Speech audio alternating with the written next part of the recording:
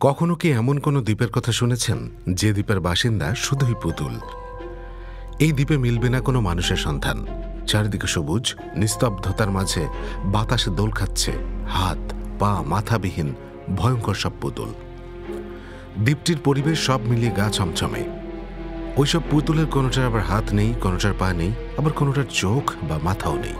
Mexico city থেকে 17 mile দক্ষিণে সোচিমিলকোতে এই রহস্যময় পুতুল দ্বীপের অবস্থান। কথিত আছে এই দ্বীপে পুতুল নিয়ে খেলছিল 3 মেক্সিকান শিশু। খেলার ছলে তারা পুতুলের বিয়ে দেয়। এ সময় হঠাৎ একটি শিশু উধাও হয়ে যায়। অনেক খোঁজাখুঁজির পর পাশের একটি খালে শিশুটির মরদেহ পাওয়া যায়। সেই থেকেই সাধারণ মানুষের কাছে এই দ্বীপটি হয়ে ওঠে ভয়ঙ্কর এক দ্বীপ। নির্জন দুপুরে বা একটু সন্ধ্যা নেমে এলেই এই দ্বীপের অধিবাসীরা শুনতে পান এক কিশোরীর কান্নার ধ্বনি, কখনো বা হাসির আওয়াজ। তবে দ্বীপে এত পুতুল আসার পেছনে রয়েছে অন্য আরেকটি ঘটনা। 1950 সালের দিকে এই দ্বীপটিকে ধ্যান করার জন্য বেছে নেয় ডন জুলিয়ান সান্তানা নামে এক ব্যক্তি। ওই লোকটির কাছে নাকি মৃত শিশুটির আত্মা আবদার করেছিল অনেক পুতুল এনে দ্বীপের চারপাশে টাঙিয়ে দেওয়ার জন্য। শিশুটির আত্মাকে খুশি করার জন্য জুলিয়ান তার আশ্রমে চাষের সবজির বিনিময়ে মানুষের কাছ থেকে নষ্ট পুতুল সংগ্রহ করে দ্বীপের বিভিন্ন জায়গায় টাঙিয়ে দিত। এভাবেই দ্বীপের প্রত্যেকটি গাছে এবং পরিত্যক্ত বাড়িতে ঝুলে আছে পুতুলগুলো।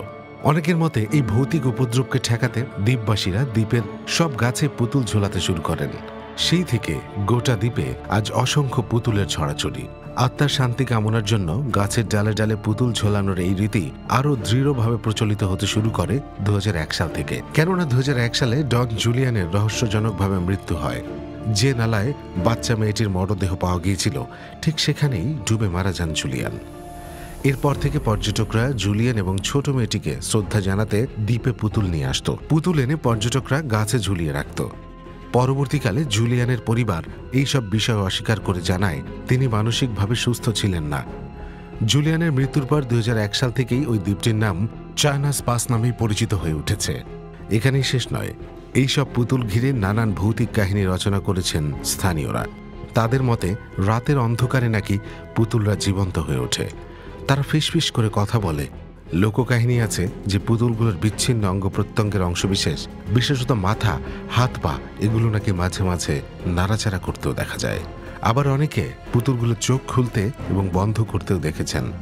অনেক সময় নাকি পুতুলগুলো দ্বীপের সন্নিকটে কোনো বোট যেতে দেখলে বোটের লোকগুলোকে ইশারায় দ্বীপে নামতে বলে।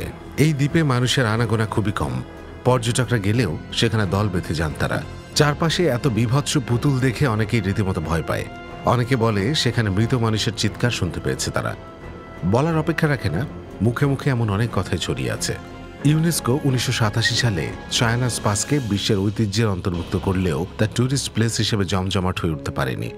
সিন্ডি ভাস্কো নামের একজন ফটোগ্রাফার এই দ্বীপ ভ্রমণ শেষে তার অভিজ্ঞতা মেইল মারফত শেয়ার করে।